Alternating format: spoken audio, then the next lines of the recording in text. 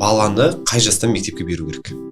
Қазір мен ата-аналарға айтамын, балаңыз 6 жас 6 айға толсыншы, содан кейін мектепке барыңыз. 6 жас 6 ай. Маңызды жас 5 ай емес. Маңызды.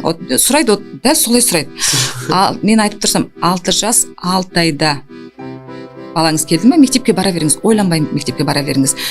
6 жас 6 айдан асқан балалар мектепте сіздер 5-ке оқисыздар, үздік оқисыздар.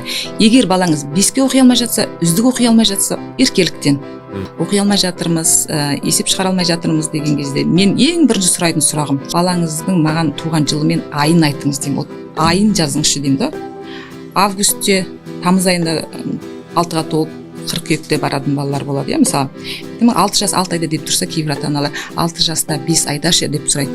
Мына баланың жасында, мектепке бару жасында айлардың өзі өте маңызды рөл ойнайды. Бірақ 6 жаста барып алып кеткен балалар бар, бірақ ол сирек, жаппай емес.